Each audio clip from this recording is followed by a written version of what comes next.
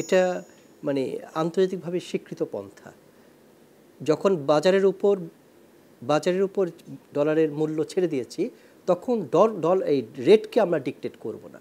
কখনো কোনো ব্যাংকে বলবো না তোমরা এত টাকার ঊর্ধ্বে ডলার ক্রয় করতে পারবা না বা এত টাকার নিচে ডলার বিক্রয় করতে পারবা না। কিন্তু যখন বাংলাদেশ ব্যাংক দেখবে যে একটা আইএমএফ কর্তৃক প্রেসক্রাইবড একটা মানে সিলিং এবং ফ্লোর রেট দেওয়া আছে, তার নিচে যখন অতিক্রম করবে, তখন কেন্দ্রীয় ব্যাংকের সুযোগ রয়েছে ইন্টারভেন করার। তবে সেই ইন্টারভেনশনটা প্রাইস ডিকটেট করে না, অর্থাৎ মূল্য হ্রাসবৃদ্ধি ঘটে সাপ্লাই এবং ডিমান্ডের চেয়ে মিসম্যাচের উপর।